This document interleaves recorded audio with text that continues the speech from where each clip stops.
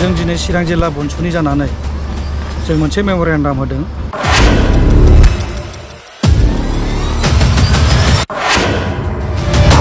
फिन खेबसे डिसिनि थ्रुयै जोङो मेम'रेन्डामखौ गथायदों।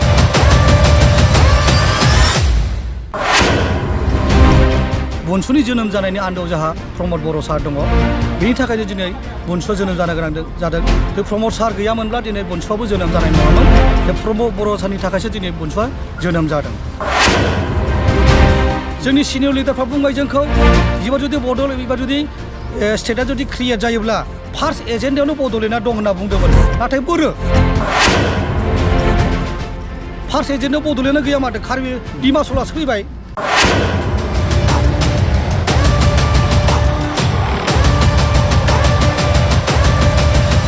जों दिनै चिरां जिल्ला बनसुनि जानानै जों मोनसे मेम'रेन्डाम होदों। मेम'रेन्डामानो जाहैबाय जोंहा जोंनो बड'लेण्डखौ नांगौ आरो बड'लेण्डनि थाखायनो फिन खेबसे जों दिनै उइन्टार सेसन जागासिनो दं दिल्लीयाव। उइन्टार सेसननि बाजेट जागासिनो दङ। नाथाय बे बाजेट सेसनाव जोंनि बड'लेण्ड एजेन्डाया बाजेट सोसनजायो। बिनि थाखायनो जों दिनै फिन खेबसे डिसिनि थ्रुयै जोङो मेम'रेन्डामखौ गथायदों। जिहेतु जों दिल्लीयाव थांनो हायिलाय जों डिसिनि थ्रुयै जों बे खामानिखौ मावदों। आरो बेबायदिनो जों दाब दाब जायगायाव जोंनि डिस्ट्रिक्ट उदालगुरियाव होन, तामुलपुरावनो होन, बाक्सायावनो होन आरो क'क्राझारावनो होन जोङो मोनफ्रोमबो डिस्ट्रिक्टआव जोङो डिसिनि थ्रुयै जों मेम'रेन्डाम गथायहरदों। जों प्रेसिडेन्टनो द्रौपदी मुर्मुनोबो हरदों। जोंनाव नरेन्द्र मदिनोबो हरदों, हम मिनिस्टार अमित शाहनोबो हरदों। बेनिफ्राय जोङो रामनाथ दास आठवलेनोबो हरदों। बेनिफ्राय जोङो हिमन्त बिश्व शर्मानोबो हरदों बिथांमोननो। जिहेतु दुखुनांथाव बाथ्राया बेसो जे दिनै एथ'ग्राम मुभमेन्ट खालामनायनि उनावबो जों दिनै फुल प्लेज बड'लेण्डखौ मोननो हायाखै। खेबथाम सोमावसारनायनि उनावबो जोंना बड'लेण्डआ जाना थायाखै। मा खारनाव जायाखै, सोरनि थाखाय बिदि जालांखो बा सिनियरफोरनि दैदेननायासो भुल जाखो ना माखो जों बेखौ बुंनो हाला। नाथाय जों दिनै गोदान जोलैया फिन खेबसे जोङो बे दावहायाव ओंखारदों जे जोंनि फुल प्लेज बड'लेण्डआ जेरैखिया जों जाथारनांगौ। जुदि इयुनाव थांना थानोब्ला जोंनो बड'लेण्डखौ नांथारगोन।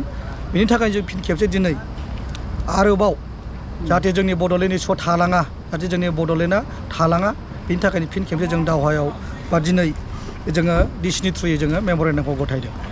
दिनै खुब दुखुनांथाव बाथ्रा जोंनि सिनियरफोर दैदेननाया, आं बेखौनो बुङो फिन खेबसे सिनियरफोरनि दैदेननाया मा गोरोन्थि जादों जों गोरोन्थि जाबेखौ जों बुंनो थांला। नाथाय जों जे बनसुआ जे जोनोम जादों, जे दिनै बनसुआ जे गोदान जोनोम जानांगौ बा जों मावफिननांगौ जाना फैया।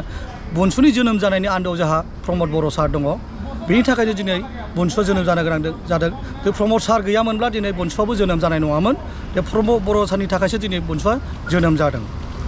दुखुनांथाव बाथ्राया बे आरोबाव नोंथांमोनखौ आङो मोनथिबावगोन जे कार्बि आंलंआ दिनै प्रेसिडेन्टनि गावनि आखाइजोंनो पार्लामेन्टआव लकसभा उइन्टार सेसनाव कार्बि आंलंखौ लोगोसे डिमा हासावखौ लाफानानै फुल प्लेज स्टेटनि थाखाय मालाय प्रप'जाल हरबाय जोंना president of India Draupadi मुर्मुआ।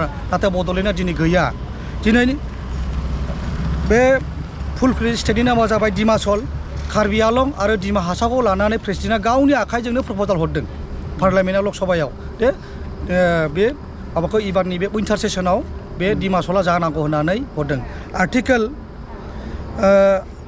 117 clause A, article 274 clause A, article 117 clause 3 of Indian कनस्टिटिउसननि गेजेरजों प्रेसिडेन्ट अफ इन्डिया मालाय लकसभायाव मालाय अलरेडि हरखाबाय। होमबा बेसे दुखुनांथाव जोंनि थाखाय। जोंना मानो थालांखो? जोंनि सिनियर लिडारफ्रा बुंबाय जोंखौ एबार जुदि स्टेटआ जुदि क्रिएट जायोब्ला फार्स्ट एजेन्डायावनो बड'लेण्डआ दं होनना बुंदोंमोन। नाथाय बोरो फार्स्ट एजेन्डायाव बड'लेण्डआ गैया माथो कार्बि डिमासलासो फैबाय। कार्बि डिमासलासो दुखुनांथाव बाथ्रा नङा होमबा बे दिनै? कार्बि डिमासल मानो फैखो? बड'लेण्डआसो फैनांगौमोन। होमबा जोंनि सिनियर लिडारफ्रा मा खालामना थाखो? मानो जोंखौ बेबायदि अलखदाव मानो खोख्लैखो? दुखुनांथाव बाथ्राया बेसो। दा बे बेलायावहाय बर'नि माखासे गौथुमारि आफादफोरखौहाय मा खावलायनो सानो?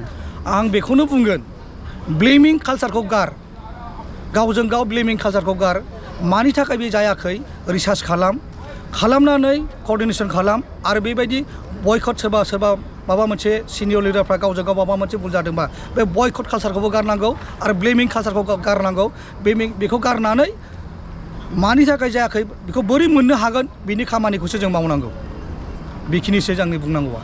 BoNSUआथ' जेब्लासिम बड'लेण्ड मोना अब्लासिम थांबाय थागोन जेब्लासिम जाया अब्लासिम थांबाय थागोन सोरबा जोंखौ होबथानो नागिरबाबो जोंखौ होबथानो हानाय नङा खयबार होबथानो जोंखौलाय खनसे खननै खनथाम होबथाबाय थानो हागौ सानबेसे होबथागोन जोंखौ जेसेबां होबथागोन जोंनि बोलोआ एसेबां रागोन आरो जों खामानिखौ मावलांबाय थागोन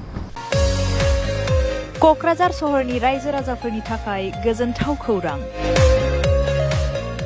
बिटिआरनि गाहाय राजथावनि क'क्राझार सहरनि जेडि रडजों नांजाबनाय सुदेमपुरि गांजेमा बाजाराव थानाय आइ आफा मेड लाइफ बिएम हस्पिटालाव रोंगौथि गोनां डक्टर आरो नार्स स्टाफफोरनि गेजेरजों गथ'साफोरनि बेरामजों लोगोसे जायखिजाया बेरामिफोरनि थाखाय होगासिनो दं मोजां फाहामथाय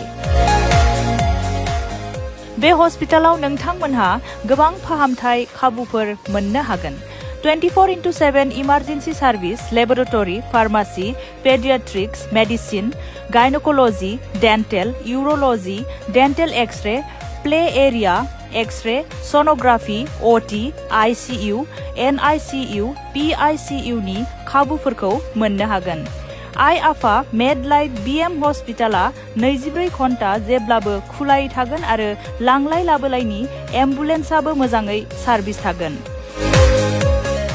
आबुङै खौरां लाहरनो थाखाय 9101 655 430 8822 688 026 जानबुं नम्बराव खौरां लाहरनो हागोन